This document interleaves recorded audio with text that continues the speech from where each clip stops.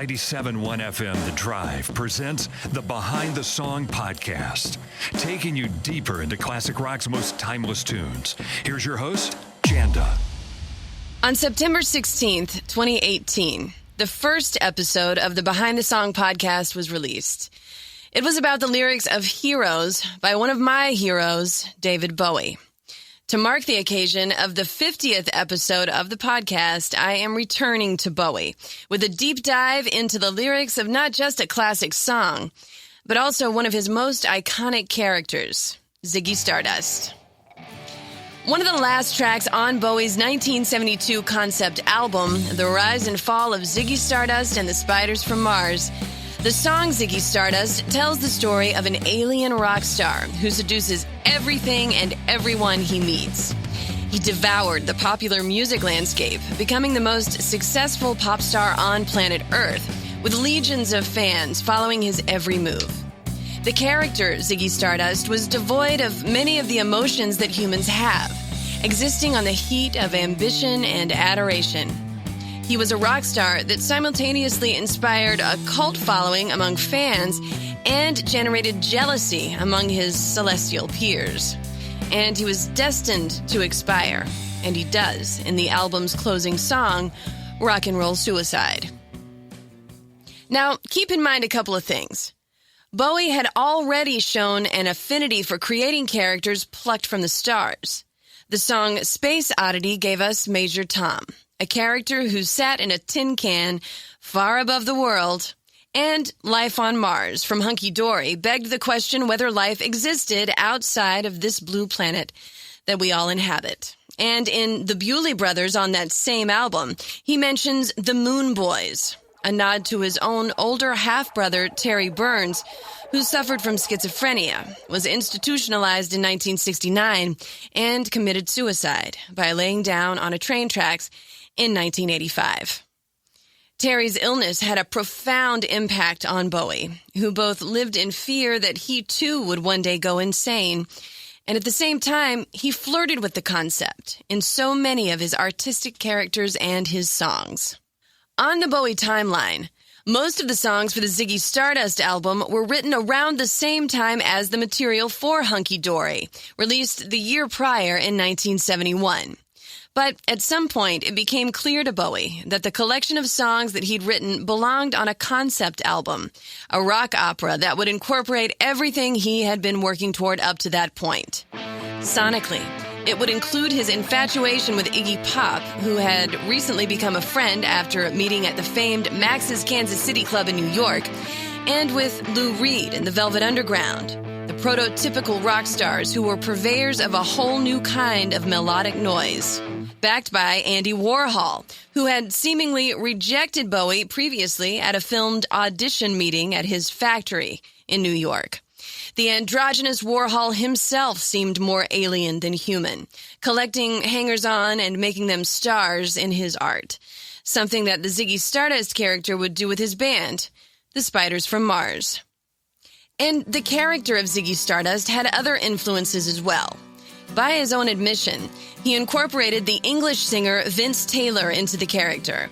Taylor was popular in the late 50s and early 60s, a rebel rocker who ended up in obscurity due to his unpredictable behavior — he once declared himself to be God — and his drug abuse.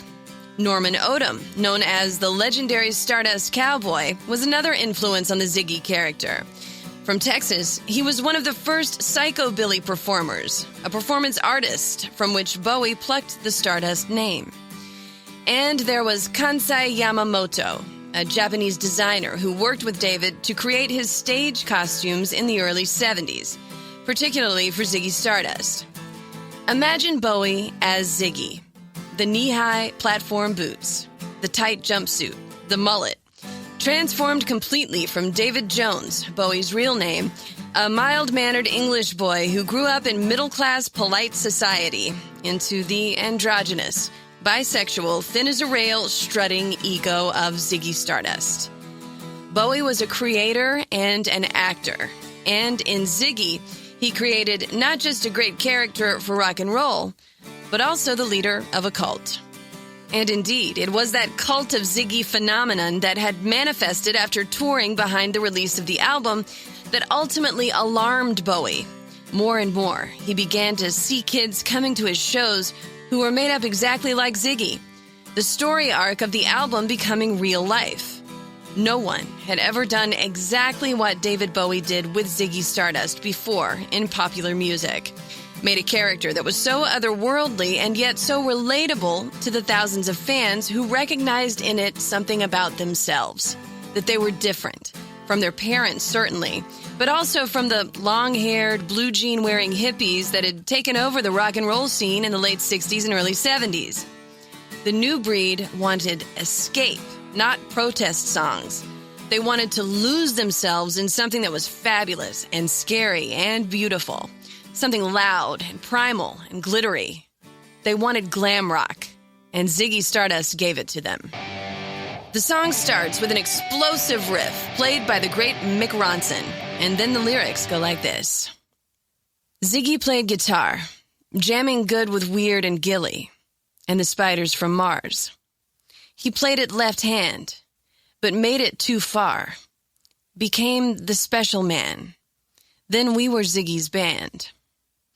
Now, while Bowie would occasionally play guitar himself, here he is using an amalgamation of several of his guitar heroes in the song. Jimi Hendrix, who famously was a left-handed guitarist, among others. Weird and Gilly refer to Spiders from Mars drummer Woody Woodmansey and bassist Trevor Bolder, who completed his backing band along with the aforementioned Ronson. In this first verse, the feeling that the band's singer is beginning to get a little big for his britches, so to speak, in the eyes of his bandmates, begins to surface. The outrageous persona of the special man causing dissent in the band and in the story arc. And the song continues. Now Ziggy really sang, screwed up eyes and screwed down hairdo, like some cat from Japan. He could lick 'em by smiling. He could leave 'em to hang. Came on so loaded, man, well hung and snow-white tan. Now in this verse, Bowie outlines the uniqueness of Ziggy in the way he looked. A screwed-down hairdo like some cat from Japan, alluding to his own unique hairstyles, so different from the look of other rock stars at the time. And his snow-white tan describes the pallor of a star who didn't see the sun as much as he saw the light shining on him on stage. When he sings that Ziggy could lick 'em by smiling or he could leave 'em to hang, he means just that. He was a charmer who would love you and leave you in an instant. Nothing sentimental at all about it. And the song goes on. So where were the spiders while the fly tried to break our balls? With just the beer light to guide us. So we bitched about his fans. And should we crush his sweet hands? This is the band, the Spiders, growing more and more resentful of their cocksure frontman, who gives them a hard time and leaves them high and dry with just the beer light to guide us, as he communes with his idolizing fans. And they wonder if they shouldn't go the extra step to ending their torment under his leadership by doing something that would prevent him from performing anymore. And the song goes on. Ziggy played for time, jiving us that we were voodoo. The kid was just crass. He was the Naz. With God-given ass, he took it all too far, but boy, could he play guitar. When Ziggy was jiving that they were voodoo, that's hipster slang for saying that the Ziggy character was denigrating the band as a result of his deficient humanity. He was crass. And they're also saying that he was the Naz, taken from beat poet lingo from a poem by Richard Lord Buckley referring to Jesus of Nazareth as the Naz, meaning, in relation to the song lyrics, that Ziggy was enigmatic to the utmost, a true cult of personality, but that he had taken it all too far. And the song continues. Making love with his ego, Ziggy sucked up into his mind. Like a leper messiah, when the kids had killed the man, I had to break up the band. Ziggy's conceit got into his head, and the ego that fueled him became his entire identity. He had become a leper messiah, a figure who was dangerously close to being crushed by his own design, the fans who fed his ego ultimately posing the greatest danger to him, taking their love away, putting out the fire of his own burning self-love. And since Ziggy couldn't have that, or even the thought of that, the band would have to be broken up and a new creation forged. Because on this, the second to the last track on the album, Ziggy, the character, would indeed go on, with or without the spiders. And as the song ends, Bowie sings again the line that starts the song, a defiant cry of independence from Ziggy Stardust. Ziggy played guitar. It's amazing to me that David Bowie dreamed up this character, wrote an entire album around it, became Ziggy Stardust on stage. The whole story of the rise and fall of Ziggy Stardust in the Spiders from Mars album was one that he invented, then made manifest in life, down to the screaming, idolizing fans. And then, just like that, he killed off the character in real life, just like on the album. He shocked his fans and his band when, on the last night of the Ziggy Stardust tour in 1973, he announced from the stage at the Hammersmith Odeon in London that, of all the shows on the tour, this particular show will remain with us the longest because not only is it the last show of the tour, it's the last show we'll ever do. And with that, he fired Ronson, Woodmansey, and Boulder, killing off the Spiders from Mars and retiring the Ziggy Stardust character for good. He knew that just like in the song, if he kept on fanning the flames of the Ziggy Stardust persona, he stood to lose the rest of the characters that he had in store for us by being forever chained to just one of them. He knew the fickle nature of popular culture and music, that he had to run the clock on his art before he became a fad. And as calculating as that may seem from someone who had been working for years at that point, since the mid-60s, to achieve the level of stardom and recognition that the Ziggy Stardust character afforded him, he had so much more to create. Aladdin Sane would pop up next, giving way to the Diamond Dogs era, then on to the zoot-suited Hepcat in Young Americans, then on to Station to Station, where we first saw the Thin White Duke character, and from there on to the experimental work that he did with Brian Eno and Iggy Pop on the 3 albums recorded in Berlin, Low, Heroes, and Lodger. All this before the 70s came to a close. When the 80s came swinging in, Bowie punched back with one of the most successful albums of the decade, one that put him on even footing with pop stars like Madonna, the Let's Dance album. He then continued to try new things, always. New sounds, creating the Tin Machine Band, then going solo again and embracing electronic music before writing what would become his own Requiem, the haunting, jazz-tinged Black Star album, which was released on his 69th birthday, January 8th, 2016.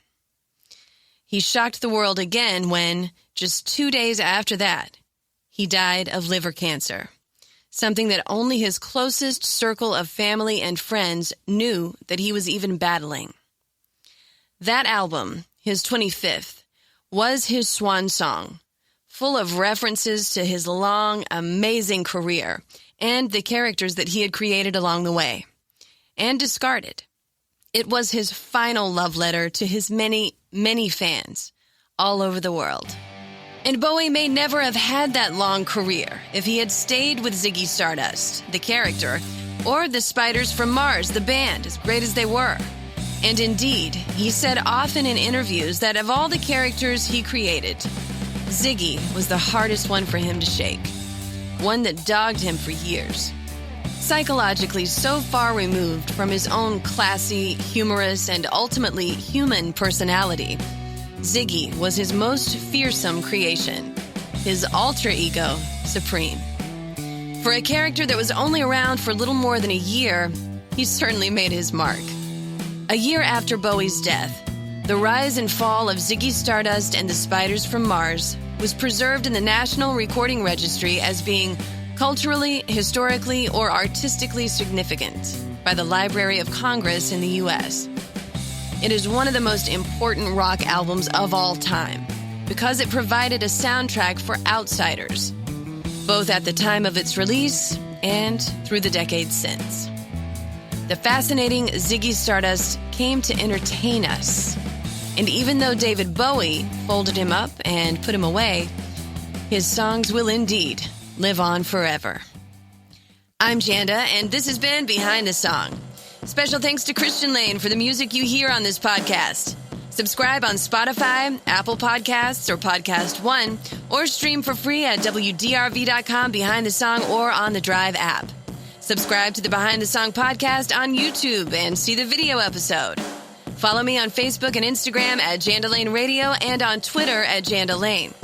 On the way, new episodes on the lyrics of The Kinks, Heart, and more classic rock and roll. Wow, 50 episodes of Behind the Song. Thanks for watching the video episodes. If you have a song that you'd like for me to do a deep dive on, just drop me a note in the comments.